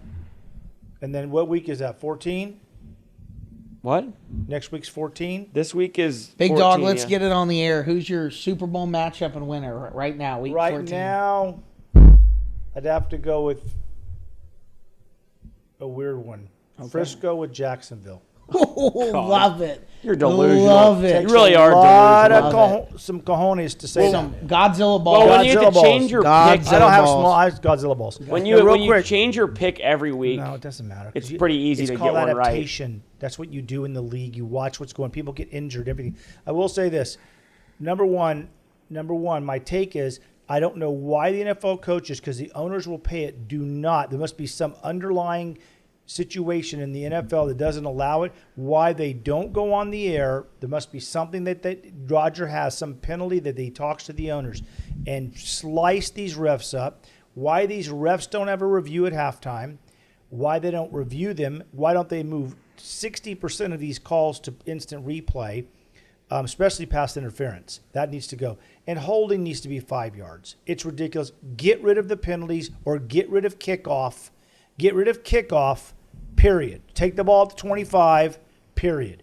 The kickoff and penalties and punt are just ridiculous. I personally think instead of the kickoff, they should go to the old XFL deal fight for where the ball. they run in and fight for the Oh, ball. I love that. Yeah, where people get injured I got the every XFL single football time. year 2000. So basically, it would be like old gladiator shit. You get your practice squad guys running their head up, and like if you win like 3 in a row, that guy's gold. You can't give him up. And the same goes with college. What is the big deal? There's no leadership in college. Why doesn't a coach go on like right after he gets a horrible set of calls and say something?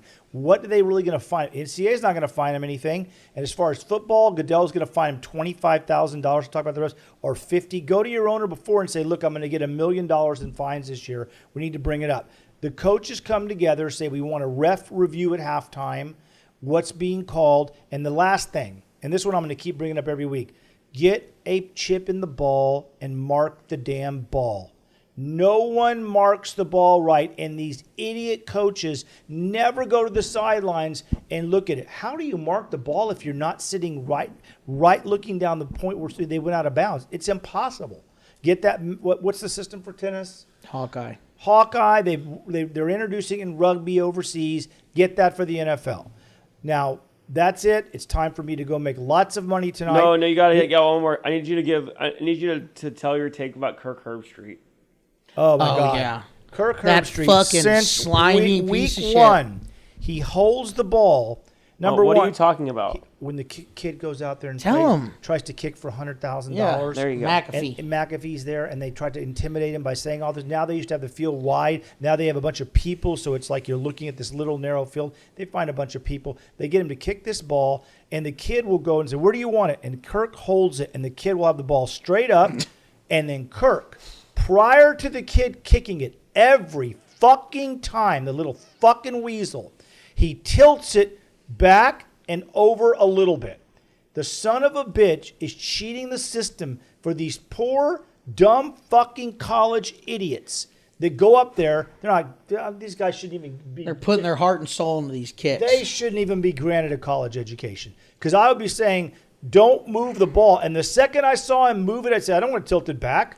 I said, put it straight and then have Pat hold it. Because Pat has told him how you can have just a milli left, right, or whatever. And if they get the reverse angle, they always move the camera really quick. The son of a bitch is ripping off poor college kids.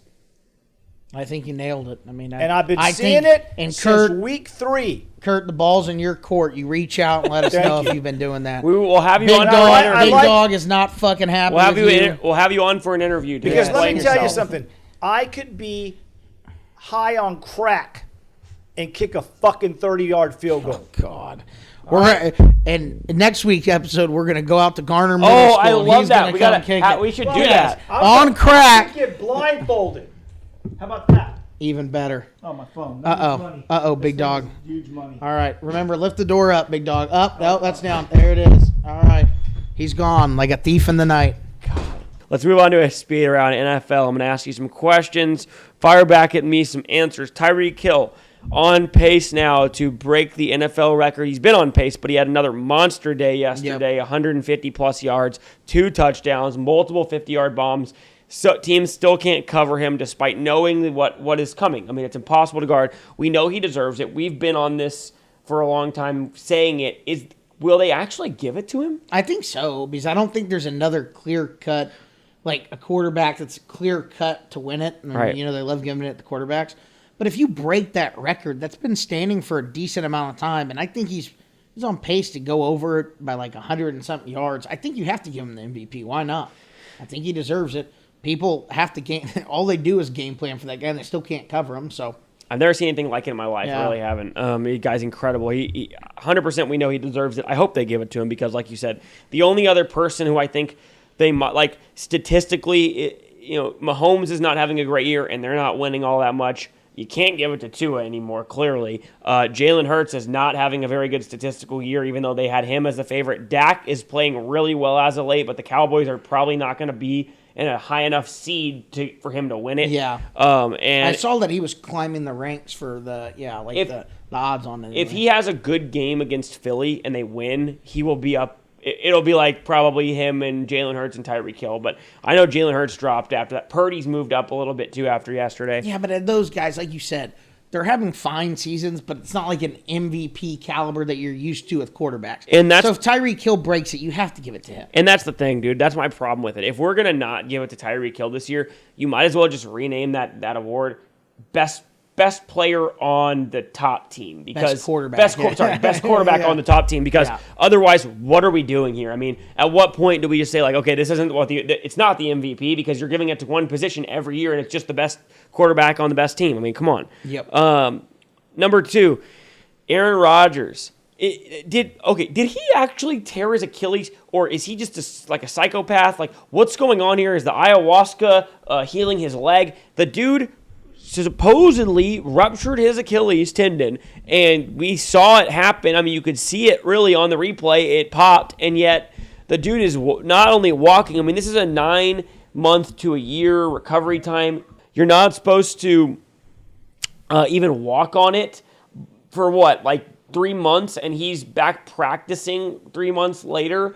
Obviously not cleared to play yet, but what is going on here? I have no baffled. idea. I mean, I think he thinks that he's above doctors and science, and I mean, who knows? I'm honestly interested to see how it works out. I kind of just want to come back to see him play. Yeah, because I think if he tears it again, he's just going to be done. And he will.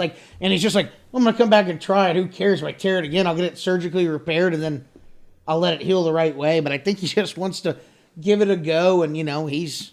Well, did he a have big surgery? mind, body, and spirit guy. Oh no, he had surgery. Yeah, so he just had to. Yeah. You're saying he'd have the same surgery Yeah, over again, again. to just fix it if Yeah. it ruptures again. But yeah, I think he legitimately wants to give it a go and see what happens. But if you're That's the the- Jets, right, and you can't make the playoffs, then there's zero, and you have them signed next year, there's zero reason to let them do it. and it's But also I mean, if they are in the playoff hunt and they got to win 3 in a row, I still don't necessarily think it's worth it.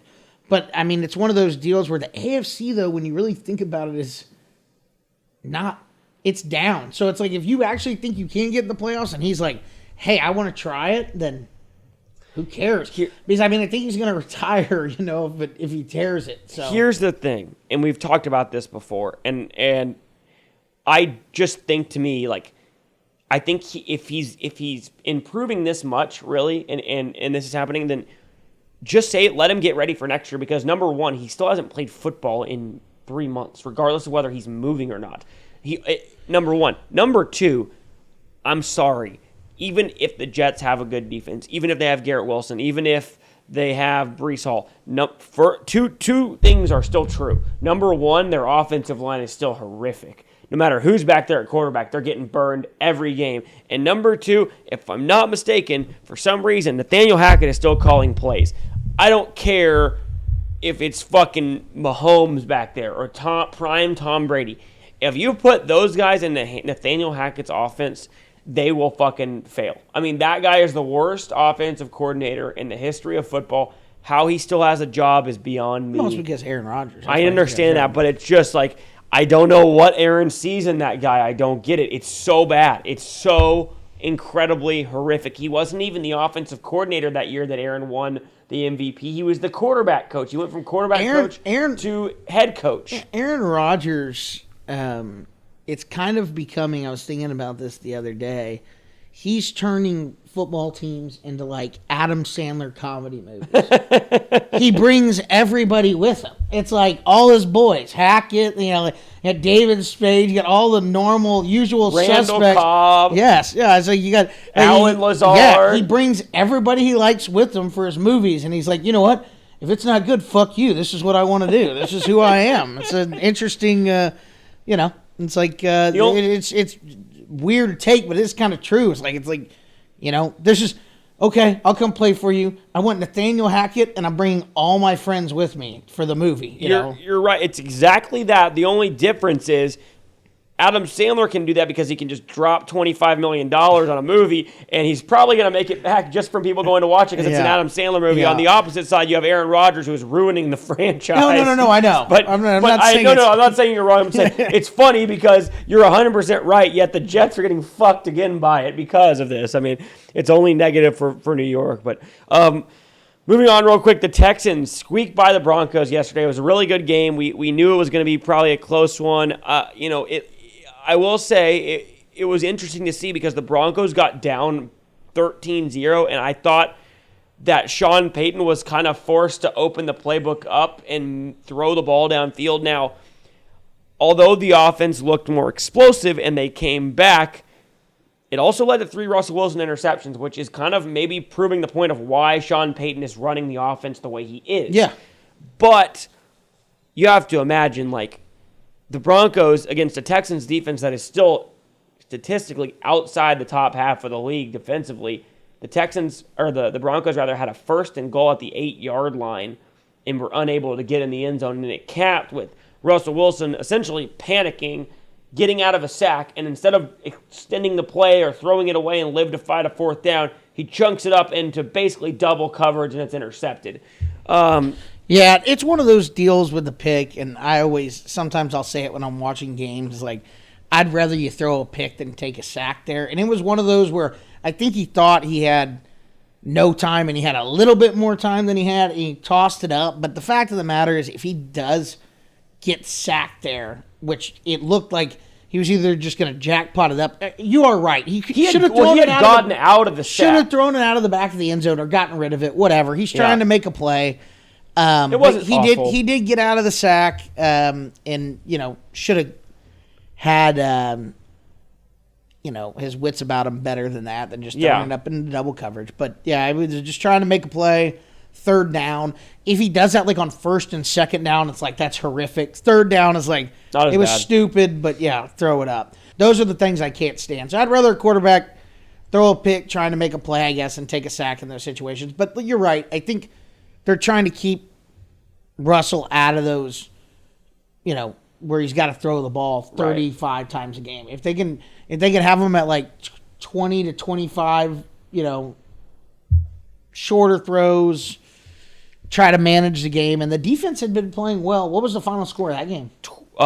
22 to 17. Okay, so the defense played pretty good. No, they played very good against an offense that at home had been really explosive, to be honest. Yeah. But it's interesting to look at the playoff picture now in the AFC, just to kind of break it down. We have 3 teams really, assuming Jacksonville wins tonight, they will all be 9-3. The Ravens are currently actually, I don't know if the Ravens or the Dolphins are. Ravens and Dolphins are each 9-3 at 1-2. Jaguars are at 3 at 8-3. They'll be all tied.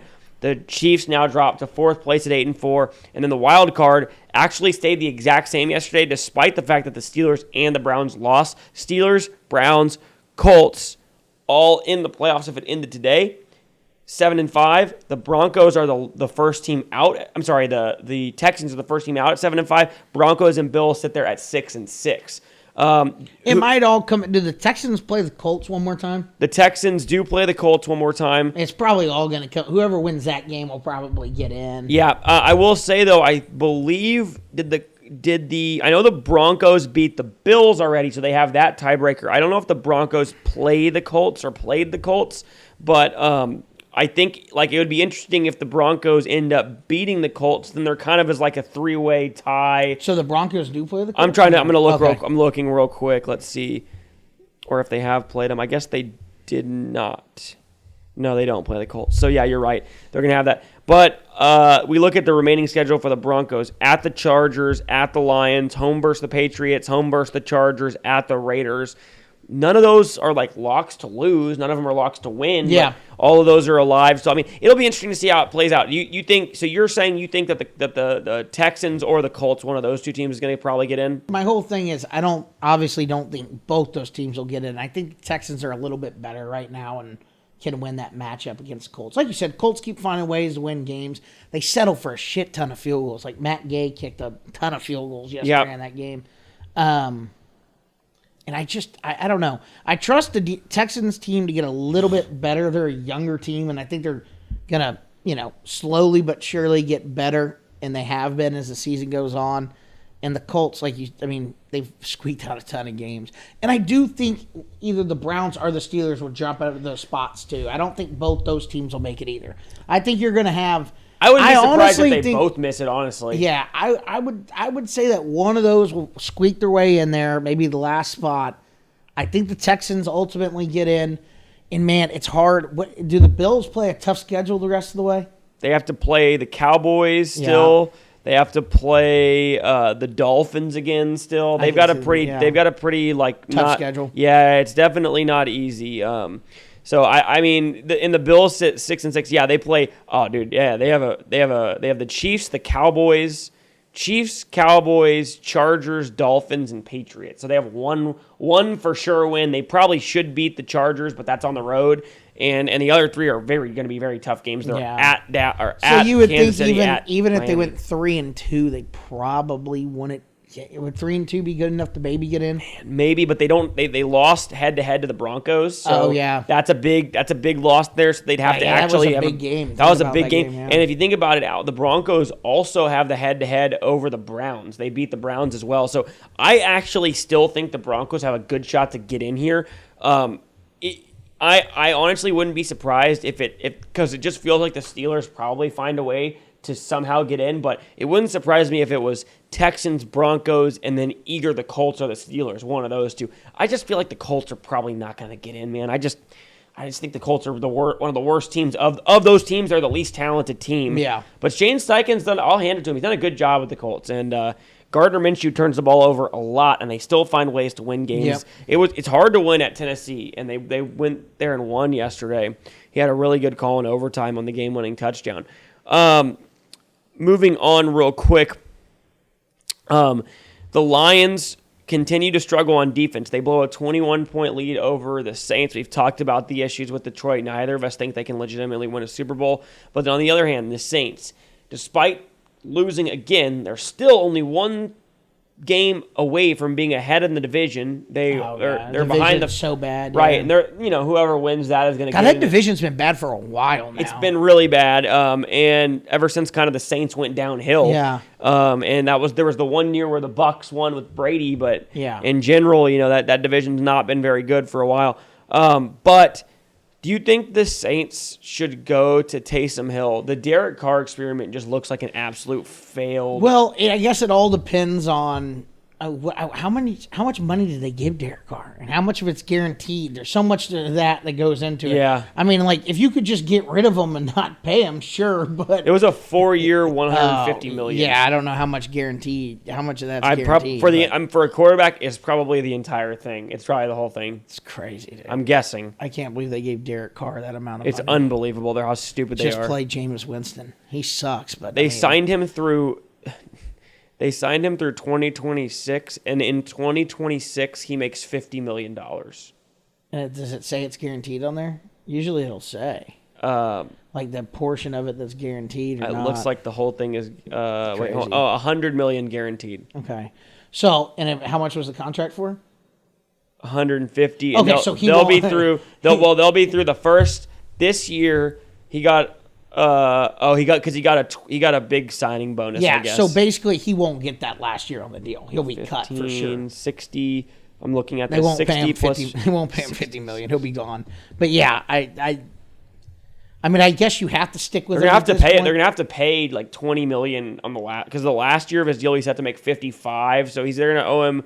Oh, I guess you're right. No, because it goes to 2027 as well. Actually, So they're gonna have to pay him like $10 million to not play for him the last year. It's a bad contract. It's a horrible deal. But no, I mean, they got to stick with him, I guess, especially after giving him that, and hope that he puts together, like, next year a really good 5 or 6 games, and someone's like needs a quarterback, and you somehow deal him. I mean, it's going to be really hard to do. You're going to have to eat some of that deal, but, someone who needs somebody for... I also goes down with a horrific injury. I agree, and I understand when you put money into somebody like that, it's hard to cut your losses. But I will say, I think Taysom Hill gives him a better chance to win. I think Jameis Winston gives him a better chance to win. But I would go with Taysom Hill because it's just a different style. And this year is a lost year anyway. So if your goal is to make the playoffs this year, like if your goal is to just like stay relevant, try to make the playoffs, I'm putting Taysom Hill back there. The problem is Dennis Allen is a complete fucking moron, their coach.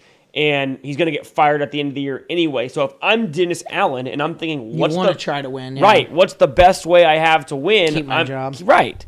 So I'm going with Taysom Hill. Last one, or we'll do 2 more real quick. Speaking of trying to sign a veteran quarterback in Derek Carr, Matthew Stafford has shown this year in the last couple games, especially, he can still sling it. They've won 3 games in a row. The Rams have. They're 6-6, currently sitting in the final playoff spot in the NFC. The last 2 games, Stafford has thrown for 508 total yards, 7 touchdowns, just 1 pick.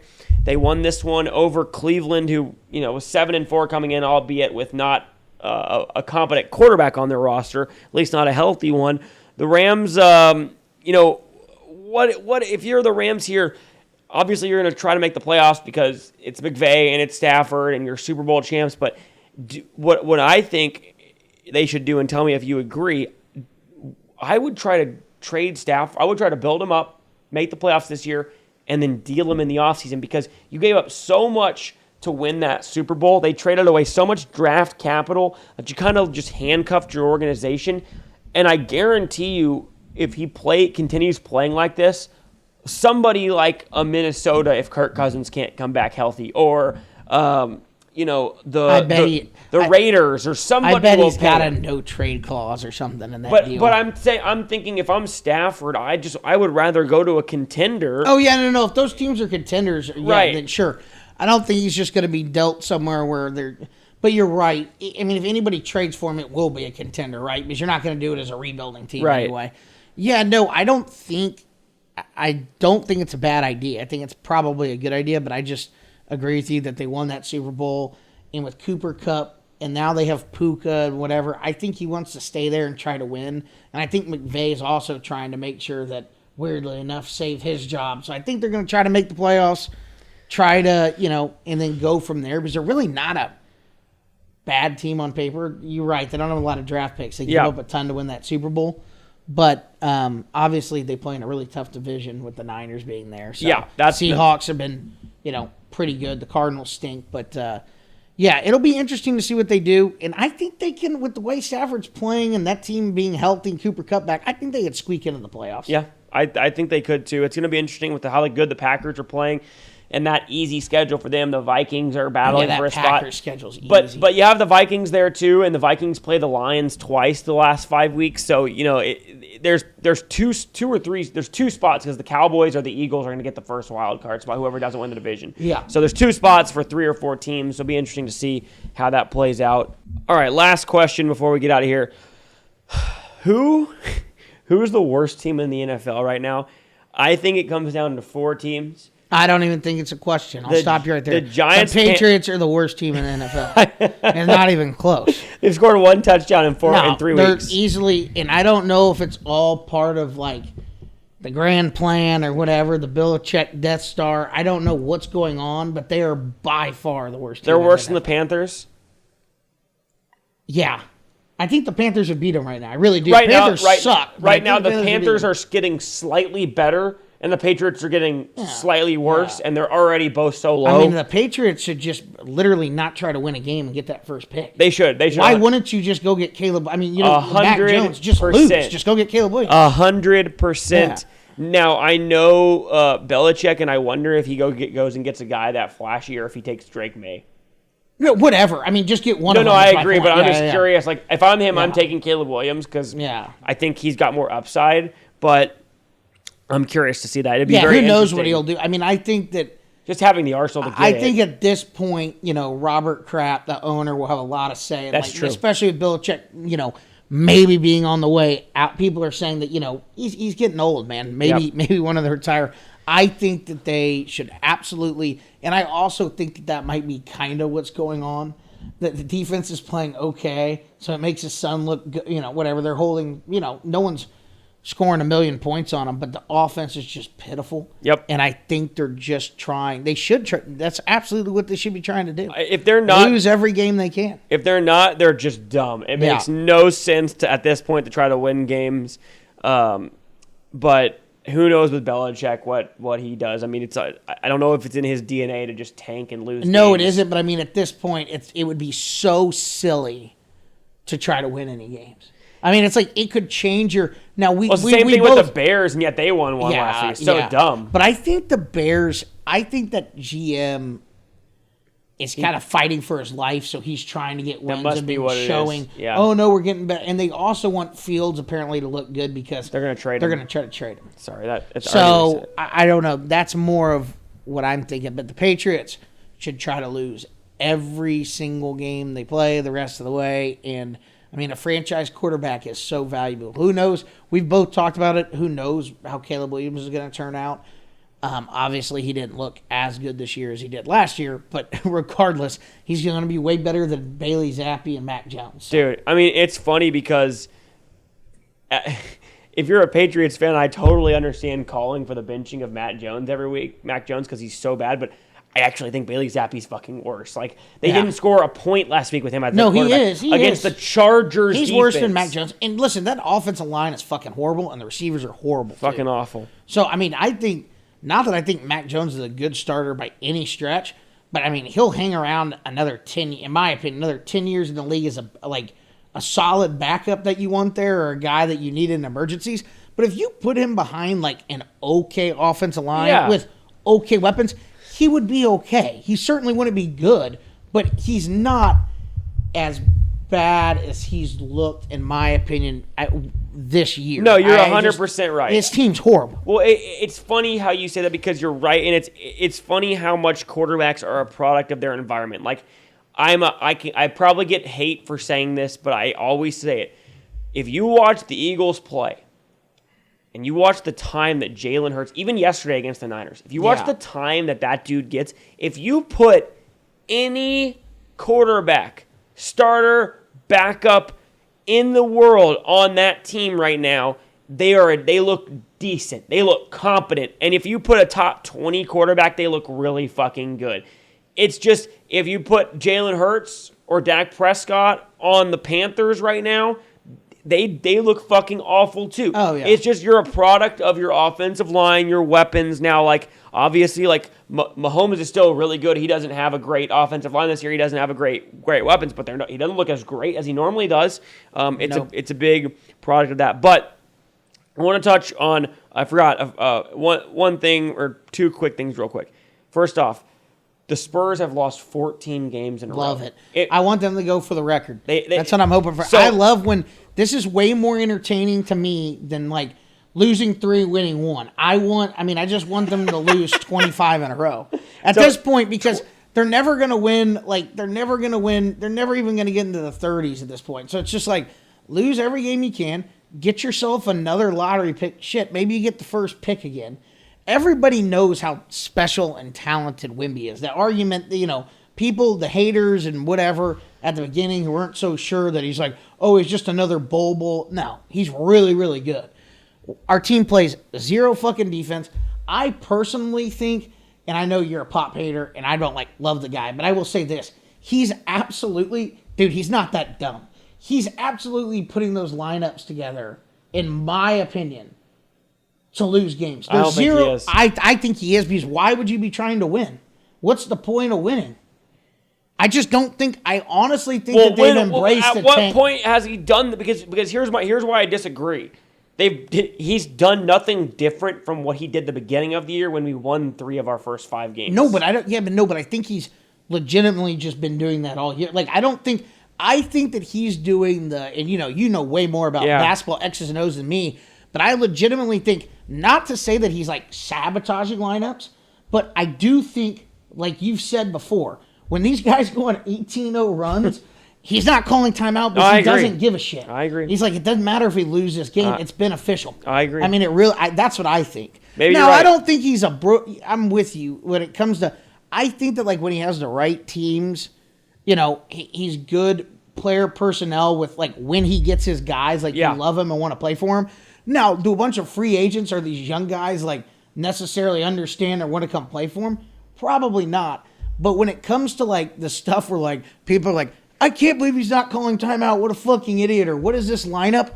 I don't think that he can. I don't think that he's like going, what can I do better to make us stop this run and come back to win the game? I don't think there's any of that thought process going on. No, I don't necessarily. I'm with you too. I don't necessarily think they're going out there saying like, hey, we want to lose these games. But it's like, if we do lose these games, it makes zero difference. And I think he's heard that from the front office. It's like, let the kids play, let them learn, and hopefully going in the next year, when we get a couple free agents and maybe another big pick, we're still probably going to be a fringe playoff team, you would hope, next year, like a 6 or 7 seed. The West is loaded. Right. But in my opinion, that's what's going on.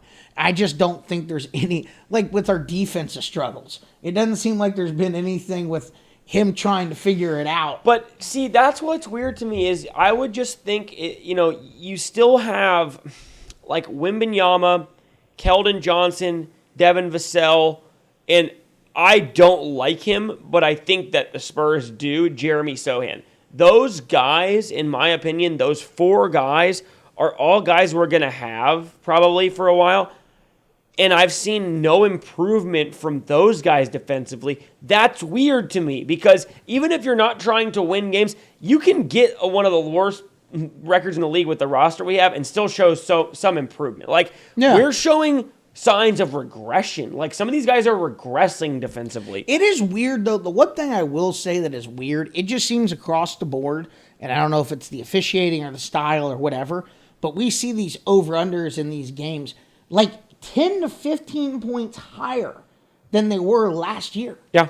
So, I mean, it's definitely the Spurs are, terrible defensive team. I think the worst historically the worst of all time. But I will say this, I guarantee you if we end this season historically the worst of all time, whoever the team is that finishes second would have broken that record too. I can almost guarantee you because of the totals and how crazy high scoring these games are, the second worst team, and I would be interested to look it up, has got to be historically bad too, I would think. It might be because, dude, the Pacers are playing the Hawks the other night, and I told you they set that over under 253. Okay, so I mean, it's like, and we've actually moved. There's worse defensive teams. There, right? in points per game allowed, we've actually moved into 28th out of 30. Yeah, Indiana is the worst. Yeah. They are giving up 126. And then the Hawks are probably somewhere. The down Hawks there. are right below us at 122.8. Washington is the second worst at 125.1. Yeah, I mean, it just seems like the league has just gotten nuts with the scoring. So it's like that's probably the. I agree with you. But I agree. There isn't like a lot of effort on the defensive end from anybody except maybe a couple different teams. It's weird, dude. But I don't understand it. The NBA in general has become ridiculous. I've never liked it, but I mean, I do get why we talk about the Spurs, and I hope that they do turn it around. But I mean, I got into an argument with my brother early in the year. He's like, "Oh, they're gonna be a playoff team." I'm like, "Dude, there's no chance." It's like we have 4 good players, like you were saying. If you want to say Sohan, I don't think Sohan's good, but I think he has potential to be good if you play him at the wing. Yeah. But my whole point is our bench, our depth is horrible. No, it really is. I mean, guys that Charles Bassey isn't even an NBA player. He's terrible. He's terrible. I mean, what's his name? Malachi Branham is not an NBA player. Horrible. I mean, these guys we literally off the bench. We have we have 4 guys in the rotation who wouldn't be on a roster in any other place. No. That's the truth. So that's the thing. So it's like we don't have that, and I think going in the next year, we'll pick up one key piece in free agency. Hopefully, we'll get another draft pick. We're gonna get 2 draft picks because we're gonna have probably, more than likely at least a top 3 for ours, and then we're gonna get Toronto's pick as well. And right now theirs is top 6 protected, but they're probably going to finish somewhere. We're going to be somewhere in the 9-10 range. So we're going to get like a 1 and a 10 or a 2 and an 11, something Toronto like that. should start tanking to get that pick back. They're dumb. I know they should. That's dumb, but we'll take it. I mean, Yeah, so anyway, that's what I think. But I get the Pop hate. I do because, people are just tired of him. Whatever. I completely get it. But to me, it's like I just don't think, in my opinion, that he's really trying to coach. I'm sure they go over things in practice and whatnot. But to me, it's like, all right, guys, basically just like sink or swim, throwing them in the water and they look horrible. But it's like, I do understand why he does it, and I get that it frustrates the real diehard Spurs fan. But the fact of the matter is, we're better off losing. We're never going to win a championship. Even if we were to, say everything went perfect, we could be like a 10 seed in the play-in game. And then we would get smoked in 4 games. Totally agree. I'd rather just keep losing. But I do... I do get it because, like you said, X's and O's, and I know he does a lot of stuff that bothers you, and I can understand it for sure. Yeah, but I just it just annoys me that I just don't see much improvement, and that I understand, you made a ton of great points and everything you said I agree with, but I would just like to see a little bit more in terms of improvement in our execution, in our defensive effort, in our rotations. It literally looks like we have guys not learning anything, and you have young guys that you would like to see improvement on, because it's hard to see a team going from 10, 15, 20 wins to 50 wins. I mean, it's going to take a long time for that to happen, and if you see no improvement 2-3 years in a row, it's frustrating. But what you said is correct. I mean, imagine getting 2 more lottery picks added to this group, picking up a key piece. They have potential to be good in a couple years and build. So I mean, I would say, looking at it, and I mean, obviously we're still not in the top 15 in the NBA when it comes to just starters alone, probably. But when we have those guys out, our core guys, I guarantee you, if they potentially could play the whole game or whatever, it would be closer than what we're doing now because they have some talent. But our bench, dude, is atrocious. Right. Oh, 100%. There's guys that just should not be on NBA rosters. Now, I'm not talking about Doug McDermott. He's my boy. I love Dougie McDermott. Buckets. Dougie Buckets is legit. All right, good episode today. We finished our 10th episode. Don't forget, we have mentioned this. We're moving to a new set soon, currently being built. We're going to head over there here in a second and check on the set, but excited to bring you guys that. And we're going to, in honor of our new set, we're going to give away a free Fiesta version of a Wembanyama jersey to a lucky San Antonio fan out there. You got to be subscribed to the podcast, and you got to be following us on Instagram. So make sure you do that. Follow me on Twitter at Dylan Leak. I'm sorry, on TikTok at Dylan Leak 21 for all things college football rants on there, and NFL rants.